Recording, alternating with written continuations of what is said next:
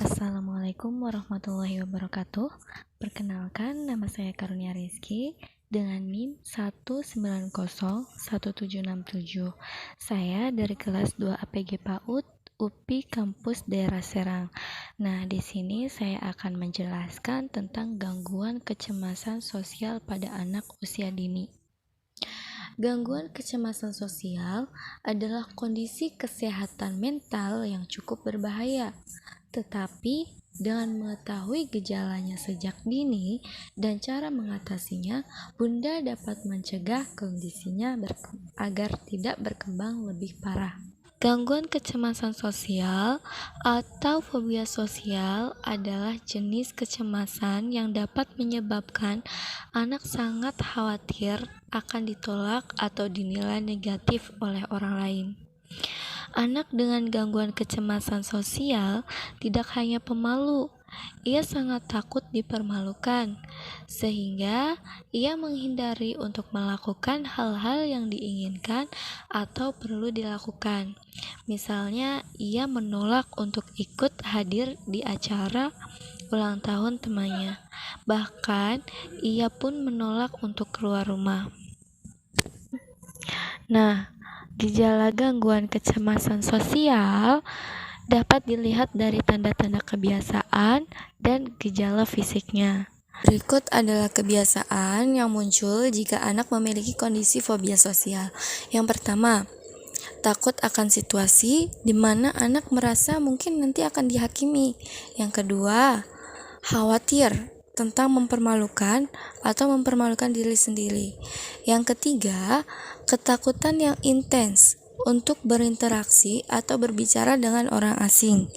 Yang keempat, ketakutan bahwa orang lain akan melihat anak yang sedang terlihat cemas.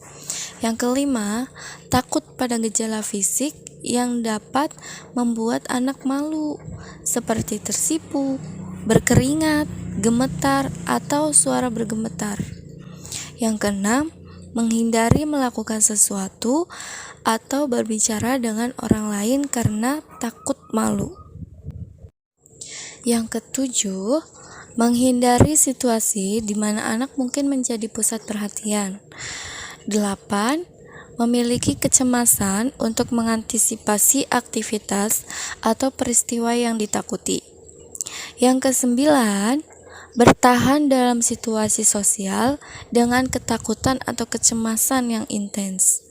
Yang kesepuluh, menghabiskan waktu setelah situasi sosial dengan memikirkan kekurangan anak saat berinteraksi, memikirkan kemungkinan terburuk dari pengalaman negatif selama situasi sosial.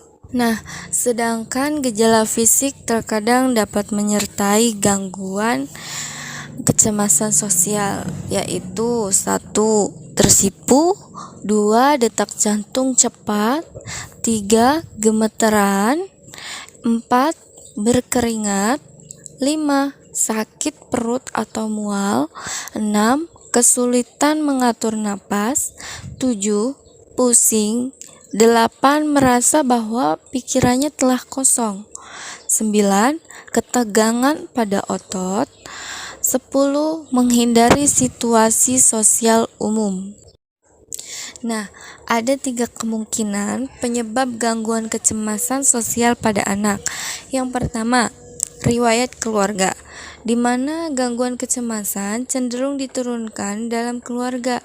Namun, tidak sepenuhnya jelas seberapa banyak hal ini disebabkan oleh genetika dan seberapa banyak akibat perilaku yang dipelajari anak dari lingkungan terdekatnya.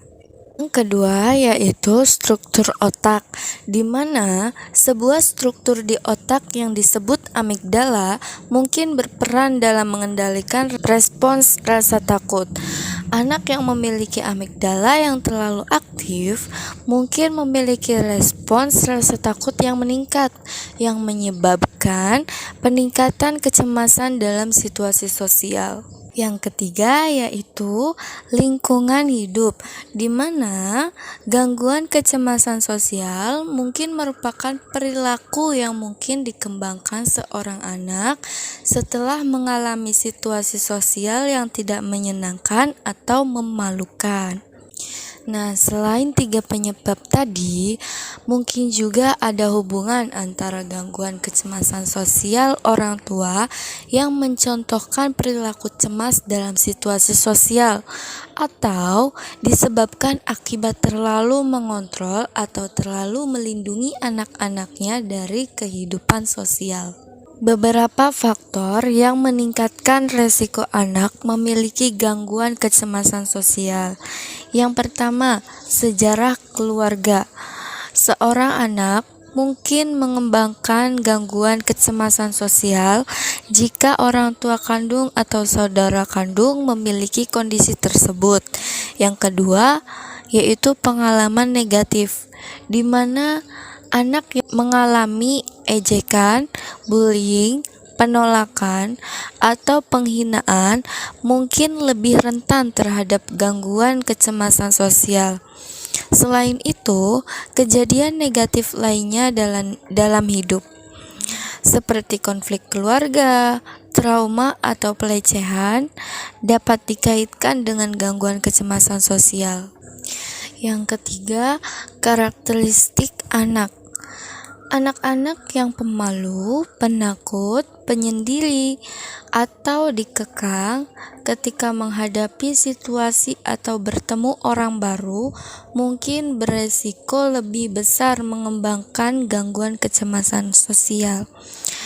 Yang keempat, tuntunan sosial atau lingkungan baru. Gejala gangguan kecemasan sosial biasanya dimulai pada awal masa remaja, seperti bertemu orang baru, berbicara di depan umum, atau membuat presentasi di depan kelas dapat memicu gejala untuk pertama kalinya. Yang kelima, memiliki penampilan atau kondisi yang menarik perhatian. Perbedaan dan gangguan secara fisik dapat meningkatkan kesadaran diri dan dapat memicu gangguan kecemasan sosial pada beberapa anak. Nah, berikut adalah beberapa cara untuk mengatasi gangguan kecemasan sosial di rumah. Yang pertama, persiapkan anak untuk menghadapi situasi yang membuatnya merasa khawatir atau takut. Perankan situasi di rumah dan praktikkan hal-hal yang dapat ia lakukan untuk mengatasi kecemasannya lebih mudah. Nah, yang kedua, dorong anak untuk melakukan pemikiran detektif. Misalnya, jika ia berpikir bahwa semua orang akan menertawakannya saat ia menjawab pertanyaan di kelas, ajak anak untuk mengajukan pertanyaan pada diri sendiri. Seperti, apa bukti kalau mereka akan tertawa? Atau, bagaimana saya tahu itu akan terjadi? Nah, yang ketiga, beritahu anak tentang saat-saat mama pernah merasa cemas dalam situasi sosial dan bagaimana cara mama dalam menghadapi ketakutan tersebut. Ini akan membantunya memahami bahwa tidak masalah membicarakan perasaan cemas. Ia juga akan merasa bahwa mama memahami dan mendukungnya. Di prasekolah atau sekolah atau dalam situasi sosial lainnya. Yang pertama, dorong anak dengan lembut untuk bergabung dalam situasi sosial dan memulai aktivitas baru. Menghindari situasi sosial justru bisa memperburuk masalah. Yang kedua, jangan memaksa anak untuk berbicara atau melakukan sesuatu di depan orang lain. Gunakan dorongan yang lembut. Saat mama bersama orang lain, hindari mengatakan hal-hal seperti, "Ayo, sapa nama temanmu. Jangan malu." Seperti itu. Nah, yang ketiga, jika anak kemudian menunjukkan reaksi cemas terhadap suatu situasi, jangan khawatir. Coba lagi situasi ini di lain waktu dengan lebih banyak persiapan. Jangan menghukum atau memarahi anak karena ia gagal.